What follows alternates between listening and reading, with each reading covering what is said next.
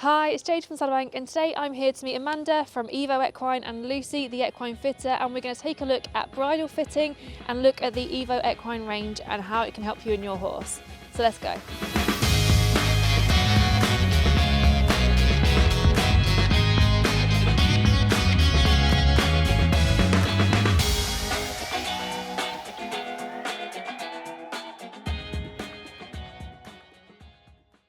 So I'm here now with Amanda from EvoEquine, and we're going to find out a little bit about the history of the brand and her plans for the future. So firstly, Amanda, tell me a little bit how you got into horses and how it all started for you. Okay, so I got into horses when I was only about 3 years old. My mum had horses and our next door neighbour. So I started at a very young age doing all the fun things, looking after them, gincana, and having fun. Just enjoying your pony, enjoying tacking up, getting ready, and learning to ride. Perfect. And have you got a horse at the moment? Yes, I have. So I got a little Spanish Prix called Pepe. He's absolutely amazing. Love him to bits. Quite challenging, but gives me the world. Oh. What inspired you to start EvoEquine, and what was your vision when launching the brand? Okay, so from the early days, I didn't really understand leather work and the importance of correctly fitted tack.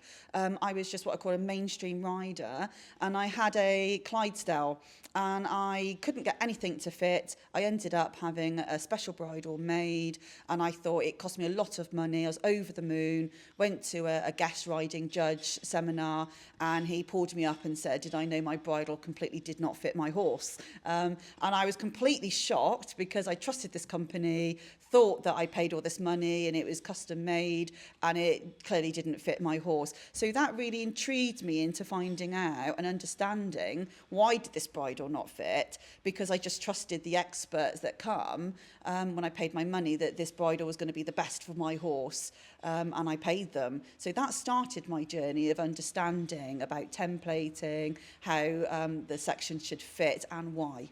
And how does EvoEquine differentiate itself from other equestrian brands?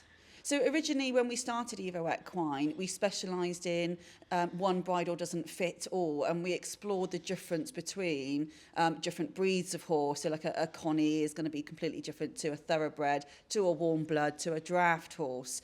And it was quite obvious looking at the market that a lot of bridles, you just had to get something off the shelf and trying to get it to fit. Some people were trying to buy 2-3 bridles and then mismatching it to get it to fit. So I come up with the idea of it'd be nice to section by section and give people the opportunity to build the bridle instead of saying this is the set and this is what you have.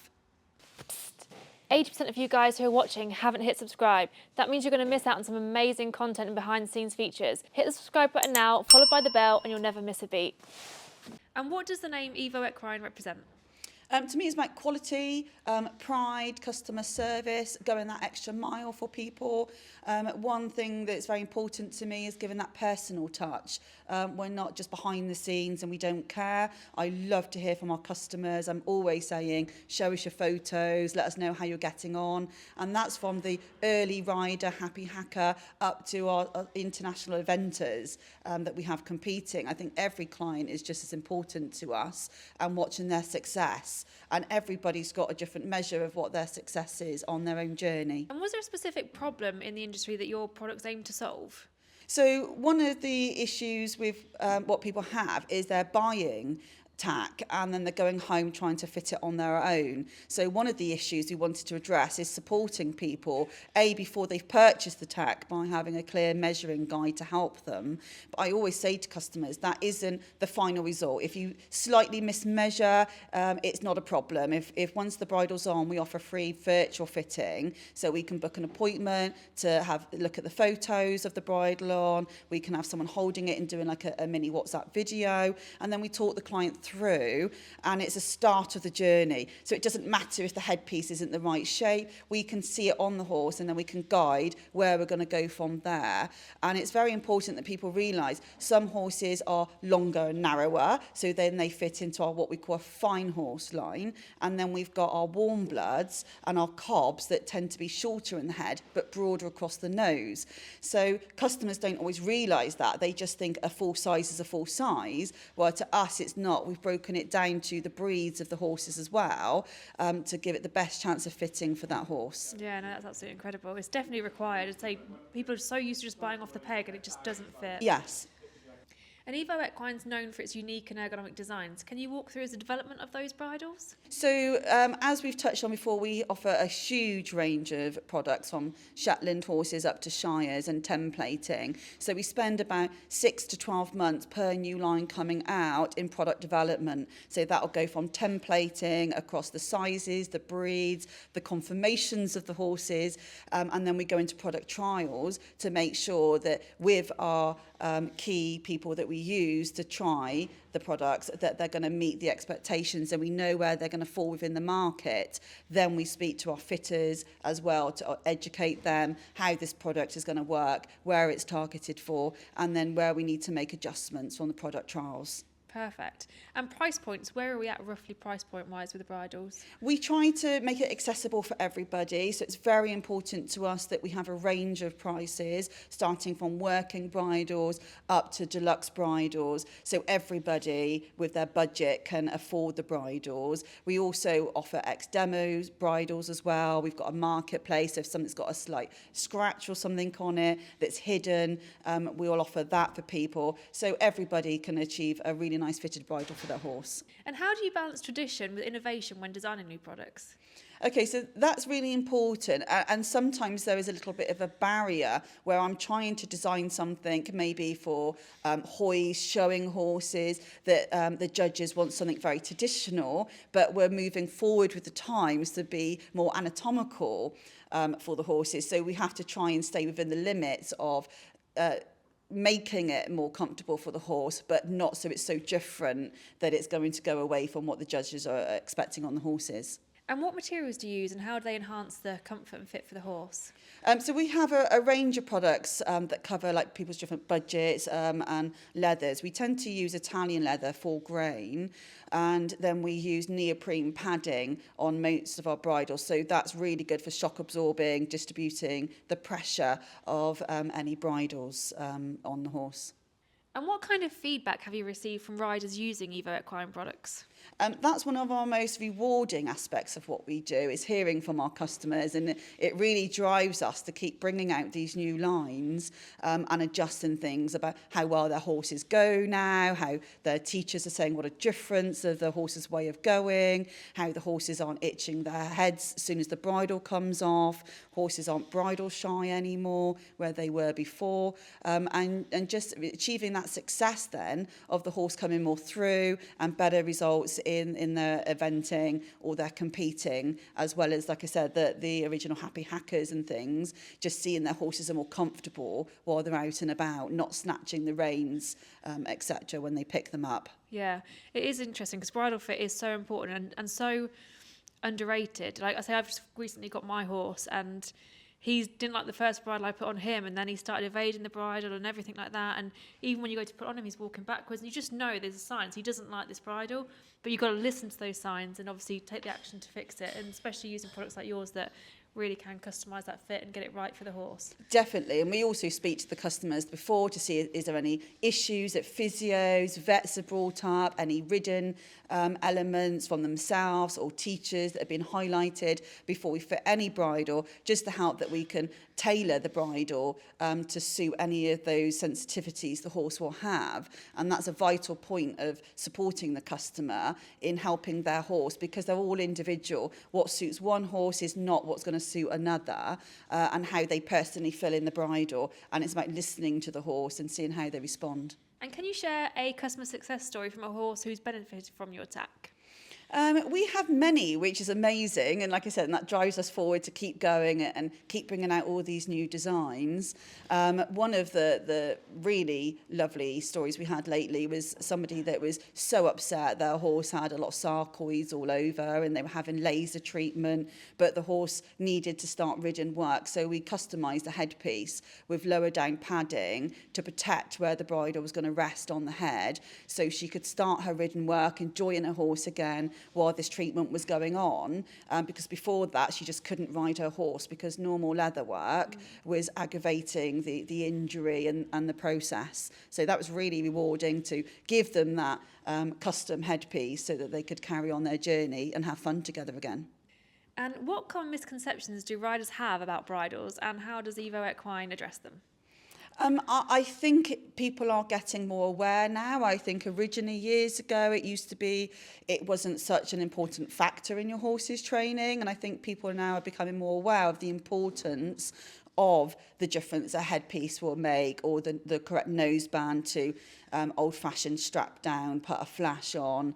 And I think it's bringing that awareness to people about the importance of not restricting a horse with the hydroid or, impinging the TMJ so they can't step through and have a better way of going. So I think times are changing, and we always embed whenever we do a bridle fitting or talk to a customer and educate them, this noseband's going to help in this way, if they need a supportive noseband on the upper and the lower jaw rather than a central pressure point of a flash. So we tend to target the central flashes as a rare occasional item. If the rider needs something to be more supportive, we go for the designs that's got the upper and the lower jaw support. So it's kinder to the horse, but giving them the support of the bit, etc.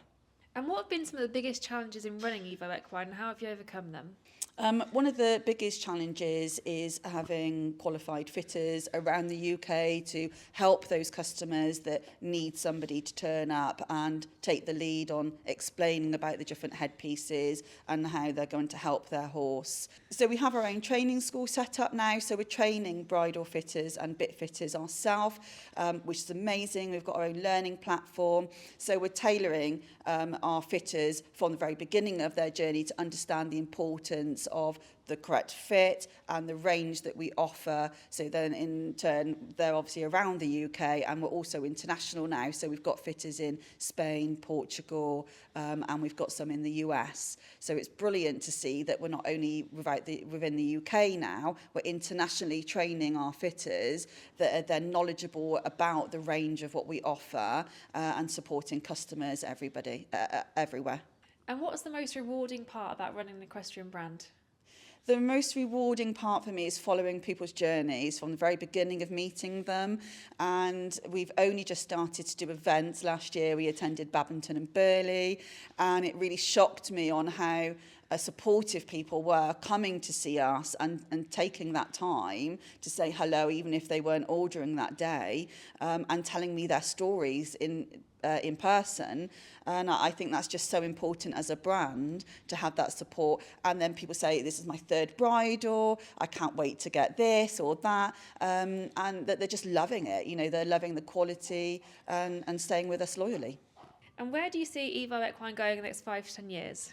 That's a big question. We're super excited for the way that we're going and the feedback from people, and we're listening every single year for what customers are wanting from us. We've got new clothing lines about to launch. We've got saddle pads, we've got dressage boots and overreach boots going live.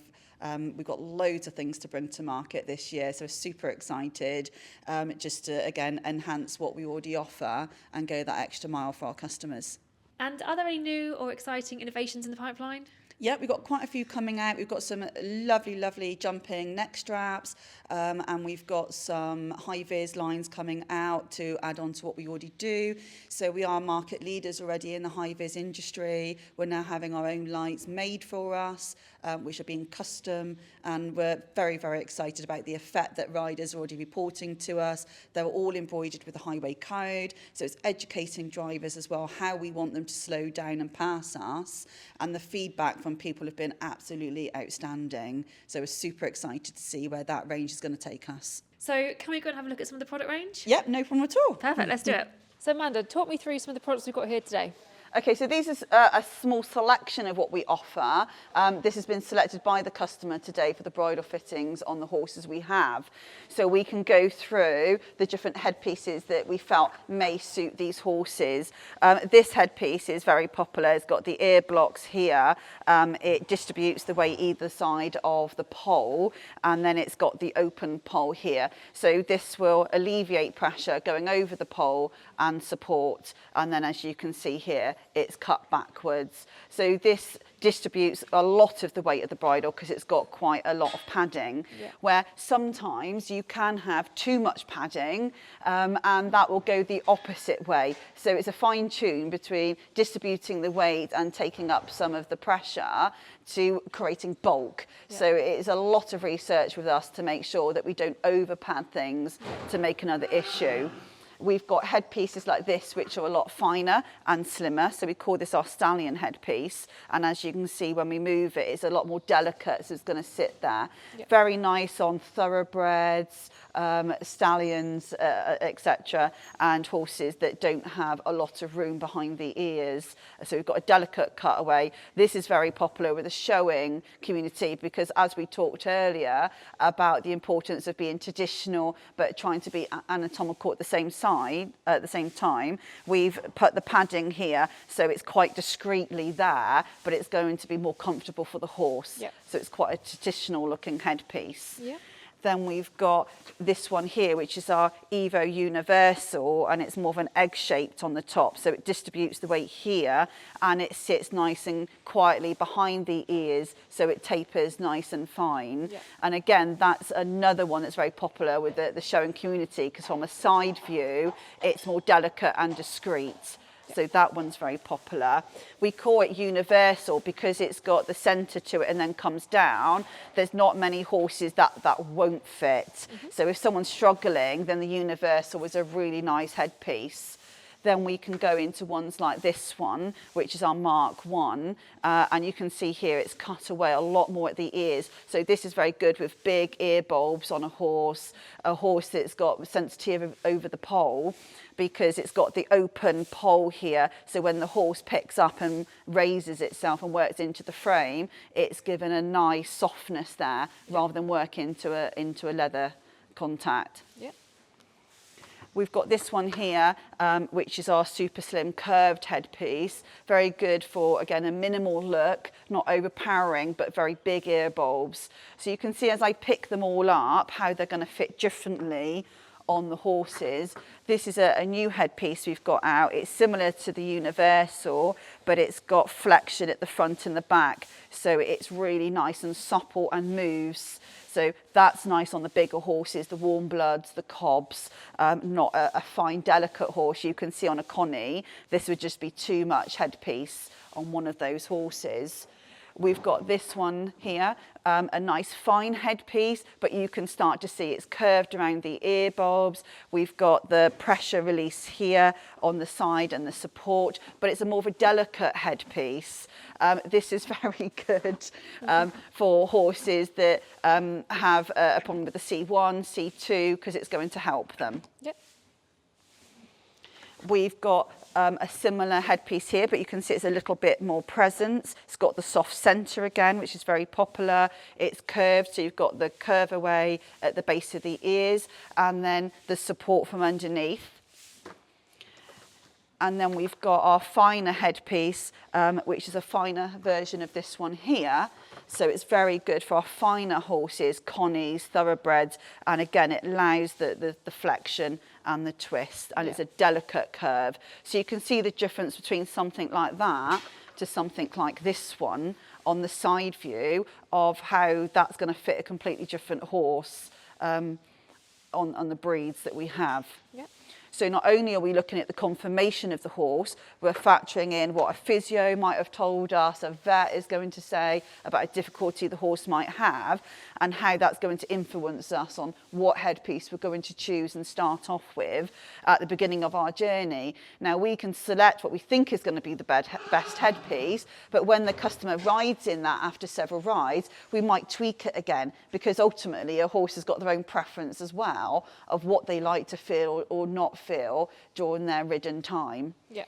So I always say it's at the beginning, and that's the beauty of our bridles, is that everything interchanges. So just because they've got that headpiece and it's going to go with a different nose, at some point in their training, they might need a different noseband, or they might need a different headpiece, because as they evolve in their ridden career, and again with the demands of their riding, working with physios, or if they have an accident and the horse is in rehab, they might want to tweak something. And the benefit of our range is you don't have to start and have a whole new bridle. We can work with them and say, actually, we just need to change that element for you at the moment. And it's also important people realise is where the straps come out, what we call the hangers, they're all on different angles. So if you change bit, that will change the headpiece angle. So sometimes when you find headpieces, they might suit a snaffle, but if we change the hanger to maybe a hanging cheek, that's going to change the headpiece angle. So you might need to change the headpiece style. And that's another thing that when you have a fitting, we always discuss with the client, this is what we're fitting today with your bit.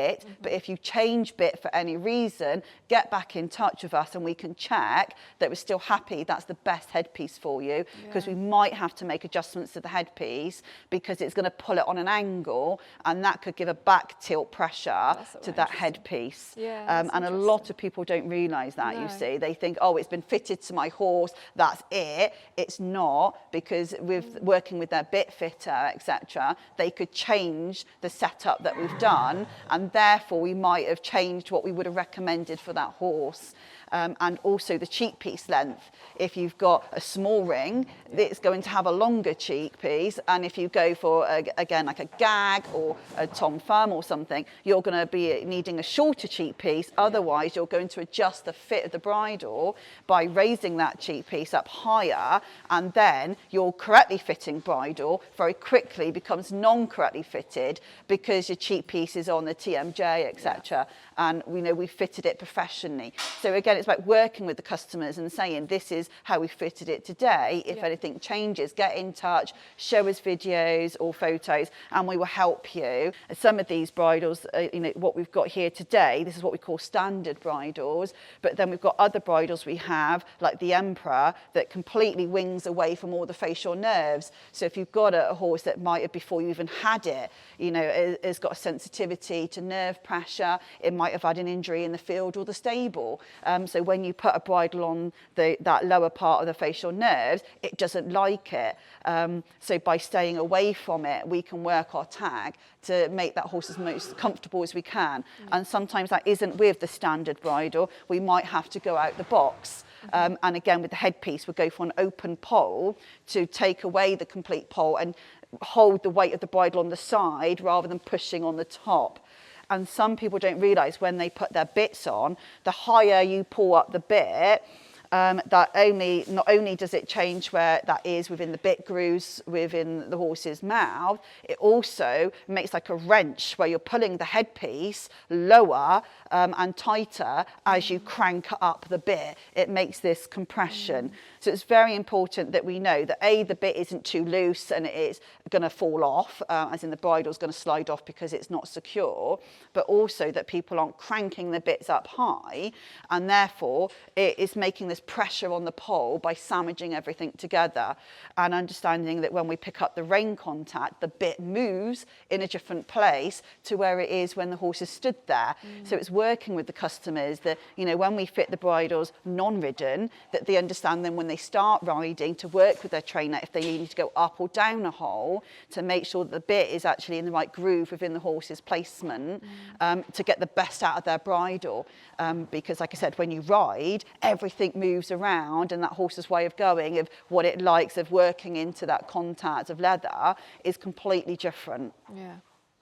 It's a lot. I know people don't think about any of that stuff. No, and that's what I said. And I think it's having that training and expertise, which is why we opened up our own training school, to put that information across. So we've got a brilliant learning platform now where we've got all the videos, it's interactive, and then students can come to us for a day, they can feel the leather, fit it on, and understand how all of this range of headpieces and styles we have come into play, because it's not only what fits the horse, it's about sometimes working with an element of uncomfort that the horse has to stay away from, which is going to require a different headpiece. And it's not about just fitting the bridle on the horse's head, it's understanding the process of working with the physios and the vets and the rider, and like I said, the trainers, with what that horse needs. And that would be from headpiece to even nosebands, where we start the journey of then supportive nosebands of the upper, the lower jaw. Some horses love it. It doesn't need to be done up tight, and it's not about cranking the horse's nose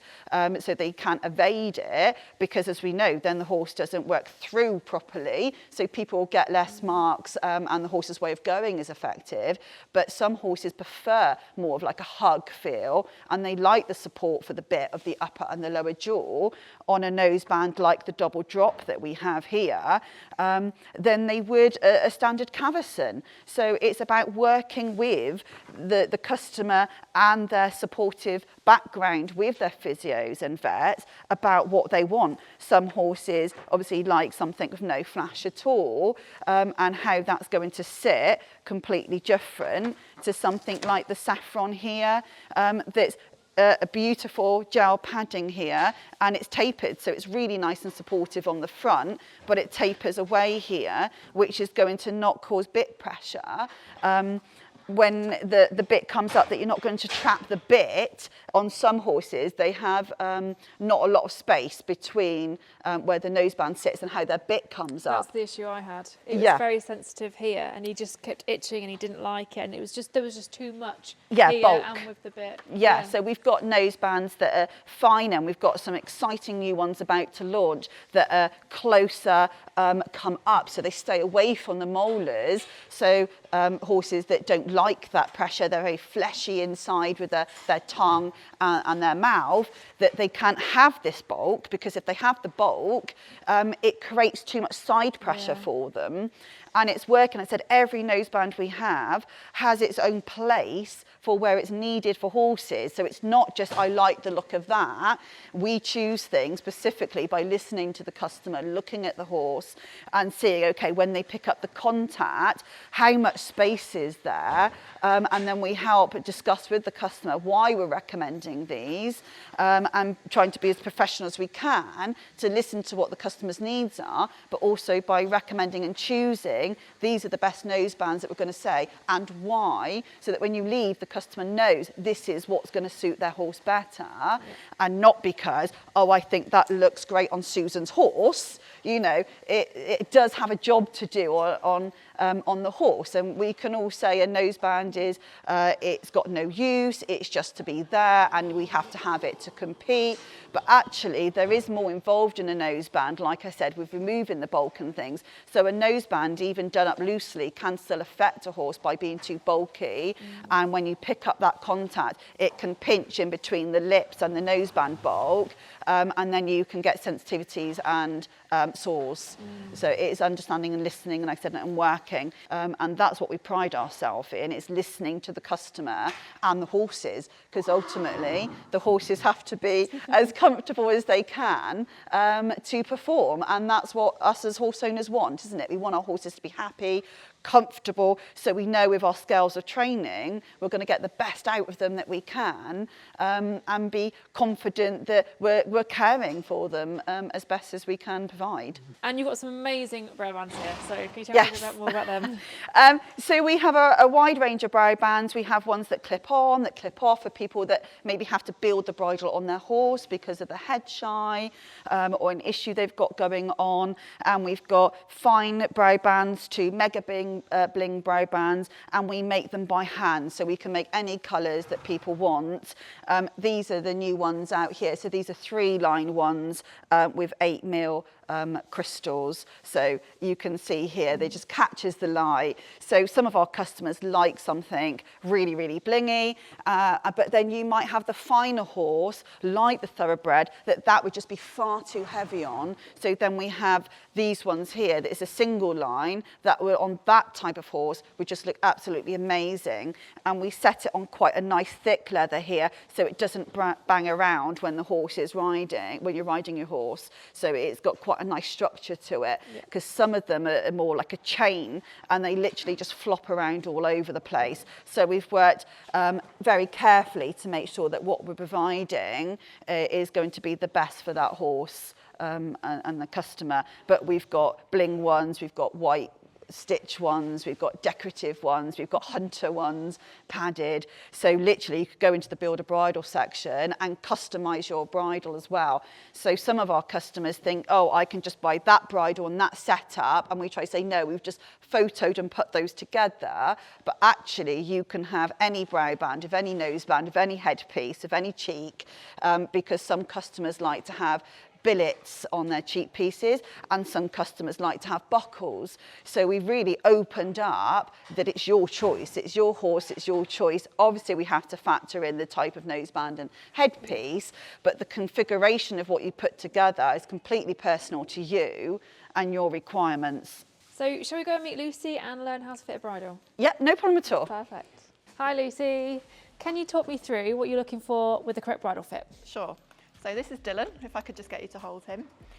So when I initially arrive at a bridle fit, I'll have a chat with the owner to find out if there is any physical issues, if they've had any veterinary issues, or if they've got any ridden issues. And then I'll do an assessment of the conformation of his head and neck.